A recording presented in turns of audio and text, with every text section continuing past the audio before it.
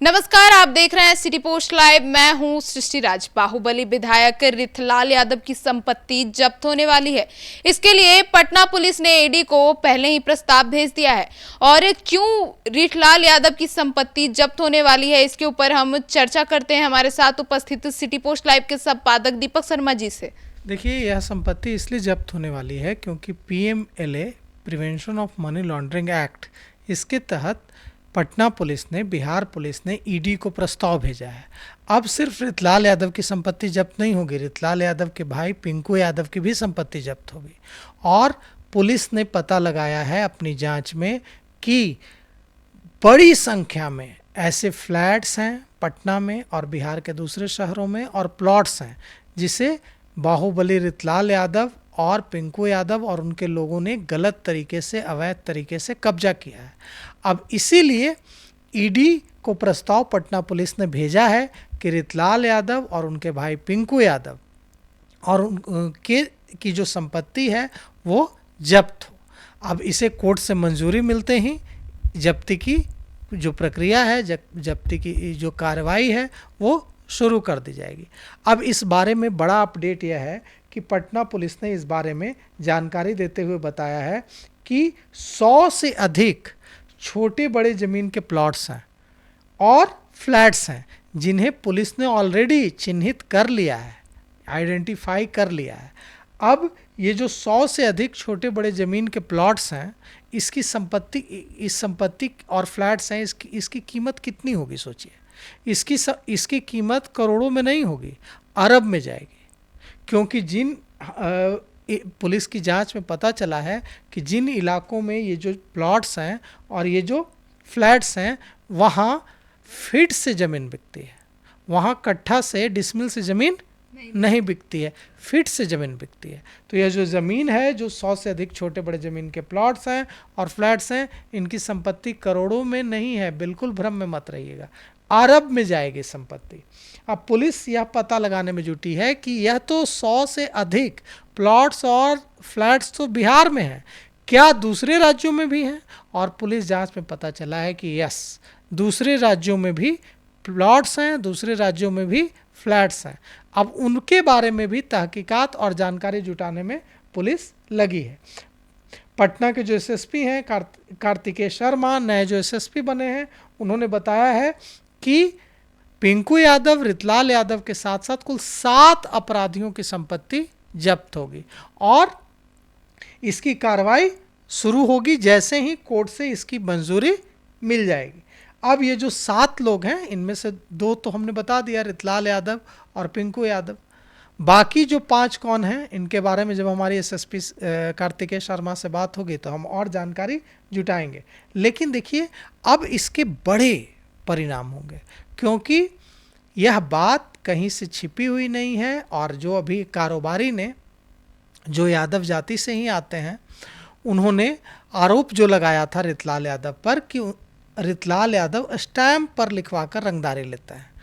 उन्हें जब रंगदारी लेनी होती है किसी से तो वे उससे स्टैम्प पर लिखवा लेते हैं, स्टैम्प पेपर पर, कि तुम लिख कर दो कि तुमने मुझसे इतने पैसे लिए हैं और तुम्हें इतने पैसे चुकाने हैं मुझे, और वो व्यक्ति लिख कर देता है। इतना ही नहीं, छिपे तरीके से रंगदारी ली जाती है। मतलब दानापुर के इलाके में अगर कोई व्यक्ति घर बना रहा है, कोई व्यक्ति दुकान बना रहा है, किसी तरह का निर्माण कार्य करा रहा है, तो उसे पूरी जो निर्माण सामग्री है, चाहे वो सीमेंट हो, चाहे वो छड़ हो, चाहे वो ईंटें हो, वो सारी रिथलाल यादव के लोगों से ही खरीदनी होगी। और वे लोग गिराएंगे 1 ट्रक और पैसे लेंगे 3 ट्रक का। और कौन विरोध करेगा? अगर जो विरोध करेगा उसे रिथलाल यादव का कोप भाजन बनना पड़ेगा। तो यह दहशत थी उस इलाके में रिथलाल यादव की। रिथलाल यादव के बारे में कहा जाता है कि वे साइलेंट बूथ कैप्चरिंग करते हैं। साइलेंट बूथ कैप्चरिंग करते हैं मतलब चुनाव से पहले अपने इलाके में घूमकर, उस इलाके में वैश्यों की बड़ी आबादी है और वैश्यों के दरवाजे पे जाते हैं, वैश्यों की दुकानों पर जाते हैं, और वैसे हर तबके की दरवाजे दुकानों पर जाते हैं, घरों में जाते हैं, जो कि उन्हें लगता है कि वे उन्हें वोट नहीं करेंगे। और उन्हें कहते हैं कि आपका मुझे समर्थन चाहिए, अगर आप मेरा समर्थन करना चाहते हैं तो वोट देने मत जाइएगा। अगर आप वोट देने जाइएगा तो इसका यह मतलब इसका सीधा सीधा मतलब यह है कि आपने हमें वोट नहीं दिया है, हम यही मानेंगे, क्योंकि आप तो हमें वोट देंगे नहीं। तो अगर आप चाहते हैं कि हमारे और आपके संबंध अच्छे रहें तो चुनाव के दिन मतदान करने नहीं जाइएगा। अब इतनी दहशत है उनके नाम की, यह आरोप वहाँ से जो उनके खिलाफ चुनाव लड़ती हैं उन्होंने लगाया है आरोप। अब उनके नाम की इतनी दहशत है कि रितलाल यादव जब घूम कर ऐसा कह देते हैं कि आप वहाँ की जो वैश्य परिवार हैं उनको और दूसरी जातियों को के परिवारों को जिनके बारे में उनको लगता है कि वे उन्हें वोट नहीं देंगे, तो हिम्मत नहीं होती है कि वे लोग वोट देने जाएं। लेकिन अब तक यह माना जाता था कि वे यादवों के नेता हैं और यादवों के संरक्षक हैं, यादवों को नहीं सताते हैं।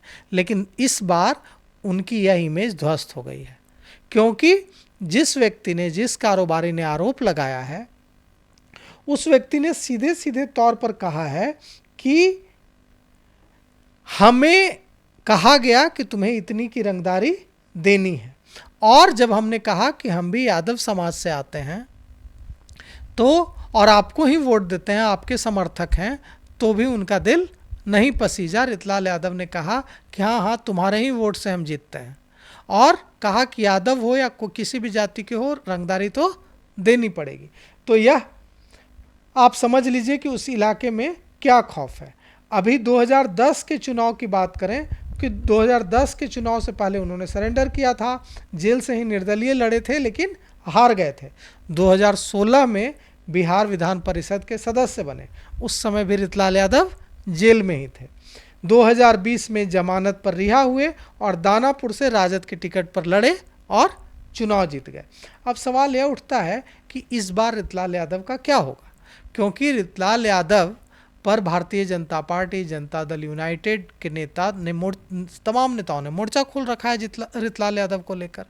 जनता दल यूनाइटेड के मुख्य प्रवक्ता नीरज कुमार ने कहा है कि रितलाल यादव का संरक्षण कब तक करते रहेंगे तेजस्वी यादव, कब तक ऐसे लोगों को, जो लोग निर्दोष आम लोगों से रंगदारी वसूलते हैं स्टैम्प पेपर पर लिखवाकर, उन लोगों को कब तक संरक्षण देते रहेंगे। क्या जिससे रितलाल यादव ने जिस कारोबारी से रंगदारी मांगी वह यादव नहीं था? तो अब ऐसे सवालों का जवाब तेजस्वी यादव को देना होगा कि एक तरफ Tejashwi Yadav law and order की बात करते हैं, तेजस्वी यादव विधि व्यवस्था की बात करता है, वे कहते हैं कि उनकी सरकार बनेगी तो वे पूरे बिहार में विधि व्यवस्था की स्थिति दुरुस्त कर देंगे, कोई किसी से रंगदारी नहीं मांगेगा।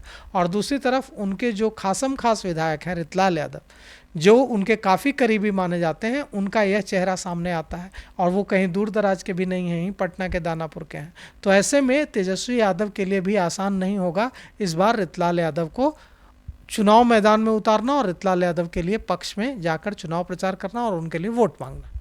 तो सुना आपने हमारे संपादक दीपक शर्मा को कि उन्होंने क्या कुछ जानकारी दी रितलाल यादव की संपत्ति जब्त को लेकर और तेजस्वी यादव और रितलाल यादव के रिश्ते को लेकर, और तेजस्वी यादव को इस मामले पर जवाब देना चाहिए ऐसा उन्होंने कहा। और इस पूरे मामले पर आपकी क्या राय है ये हमें कमेंट सेक्शन में जरूर बताएं। तो फिलहाल इस खबर में इतना ही। आगे की खबरों के लिए देखते रहिए सिटी पोस्ट लाइव। धन्यवाद।